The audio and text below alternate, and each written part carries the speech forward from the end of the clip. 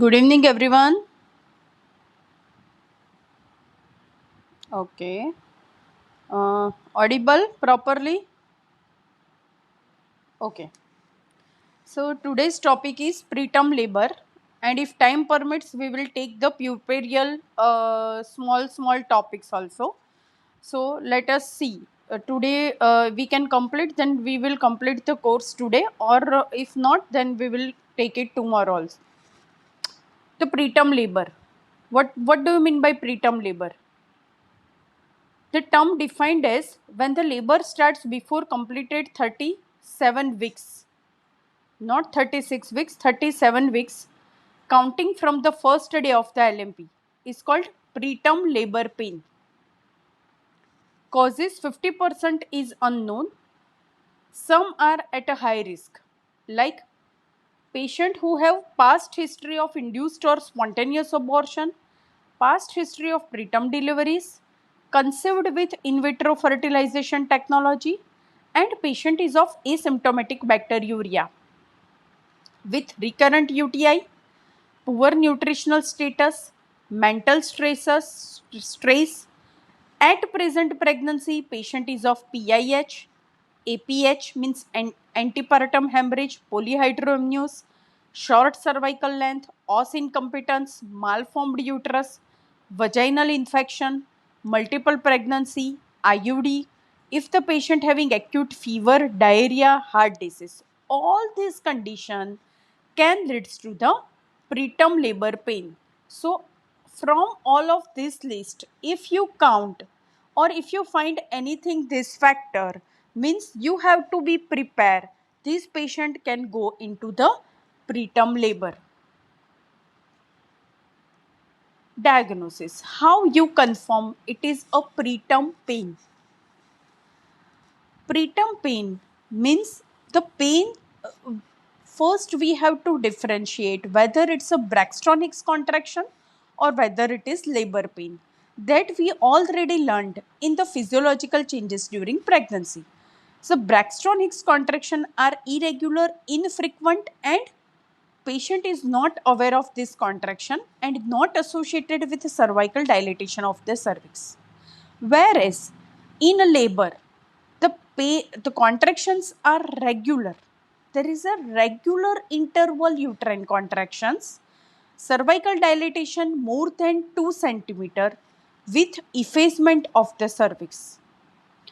I think everybody should know there is a what is effacement and what is dilatation. What do you mean by dilatation? Means this is a cervical opening. Now the cervical opening start from one finger, two finger, three finger, four finger, like that ways. On examination we can say this cervix is two finger opened or five finger opened or 10 finger dilatation. And effacement means thinning out of the cervical margin, that is called effacement. So if the cervical dilatation more than 2 centimeter with effacement of the cervix. Second, cervical length is less than 2.5 centimeter with funneling of the cervix. Funneling means the cervix is become like a funnel. This is called funneling of the cervix. Patient complain of pelvic pressure, backache, vaginal discharge, or it may be associated with bleeding, that is called show. So, this is a typical presentation of preterm labor. Patient having constant, means patient feels dragging, lower abdominal pain. The hardening of uterus occur at a certain intervals. That is called regular uterine contractions associated with vaginal discharge or bleeding, and it could be associated with dilatation and effacement of the cervix or with funneling of the cervix. This how we come to the diagnosis this patient is in the preterm labor pain. How will you manage? First of all, identify the risk factor. If the patient having past history of preterm deliveries, abortion, or patient having multiple pregnancy, patient is of twins, triplets,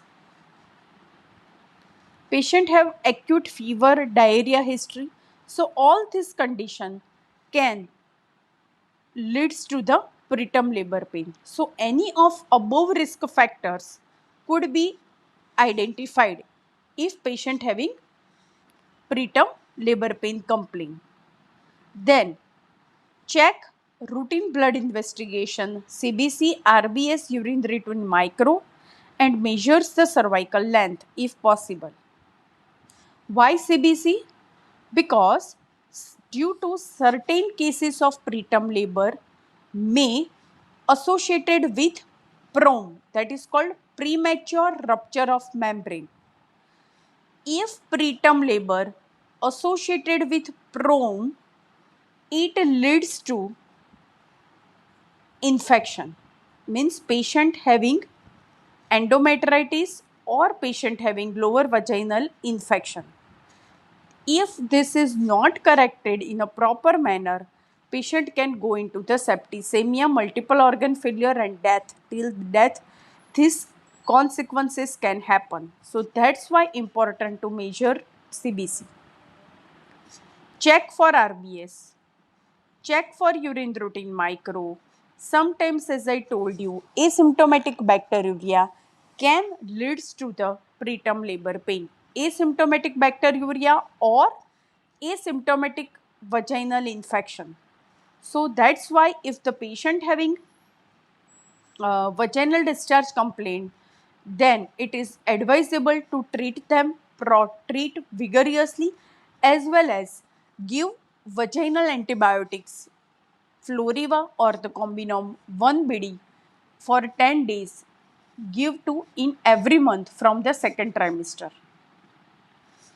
If you feel asymptomatic bacteriuria, prophylactic urinary antibiotics can be given. Then measure the cervical length. As I told you, ideally measuring the cervical length at 16 weeks. It should be more than 2.5 centimeter.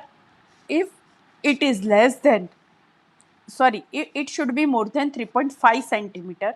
If it is less than that, then we advise to go for osteotomy. Do the USG fitters at a regular interval.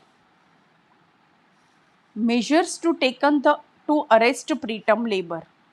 So those who are on a risk, take these all investigations for the prevention of the labor pain, plus certain measures are taken in advance, that patient you aware that suppose if the patient having short cervical length, or if the patient carries the twins or the triplets, this patient will go into the preterm labor, so better to take preventative care. Prevention is always better. So advise them bed rest, left lateral position is more suitable with head low down. So we advise them to put a two bricks or two stone, big stone at the leg side of the bed. So uh, it is called head low position, means head in a low position and pelvis at a high position. This position you can keep it at your home or in your hospital when you admit the patient for preterm labor pain. So it helps to reduce the pressure of baby in the pelvis. Second, if you feel any infective changes, gives the prophylactic antibiotic. Usually we prefer to give ceftriaxone. Mild case, ceftriaxone 1 gram. If moderate, ceftriaxone with sulbactam, Oframex Fort.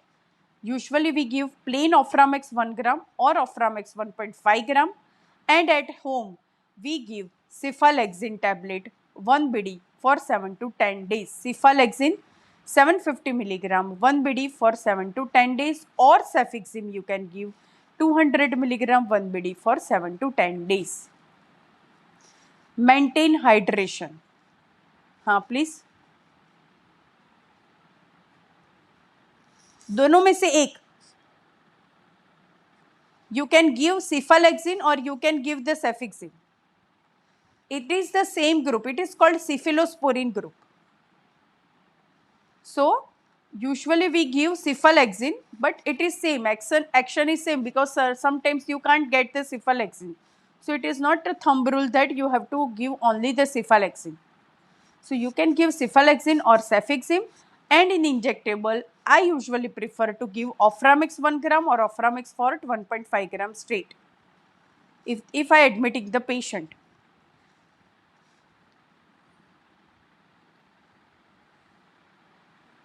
Prophylactic cervical encerclage, that is called N-wiring or the os tightening, is done at 16 weeks after doing the ultrasound to rule out any gross anomaly. Sometimes tocolytic agent for 1 to 3 days or for long term. Suppose patient have pain, so sometimes we give that this tocolytics for 1 to 2 days. Or sometimes if you confirmed it's a pakka case that this patient will go into the preterm, like as I told you, patient having low cervical very low cervical length, patient have carrying the twins triplets, that this patient will go into the preterm, patient having already history of preterm in the past, then you are sure that this patient will go into the preterm labor.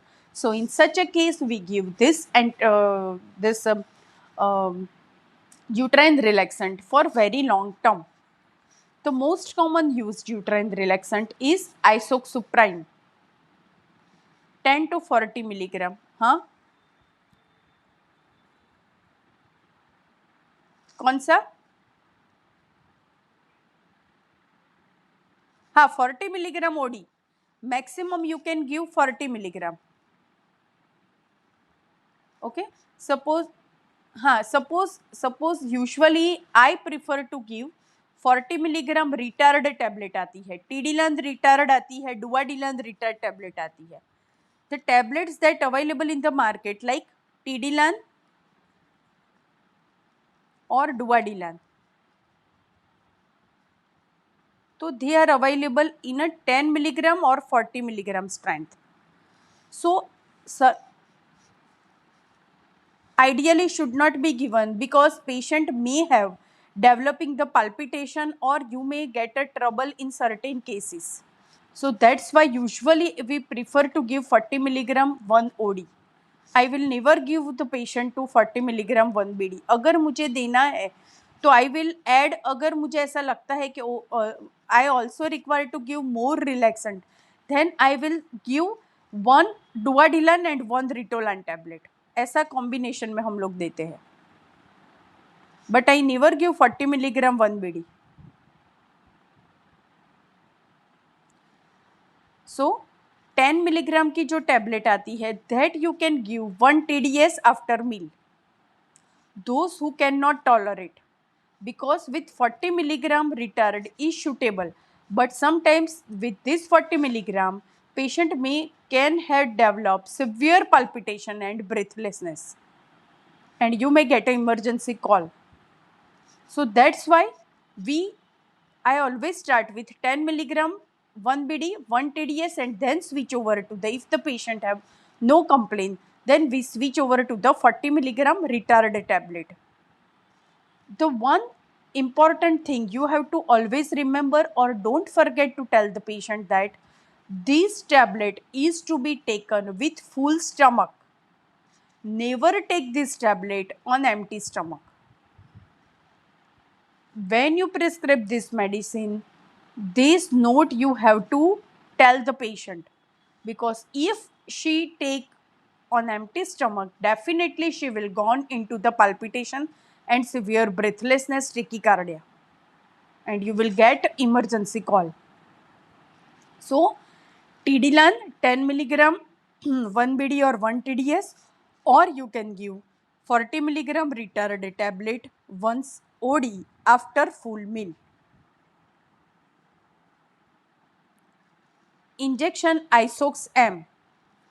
These injections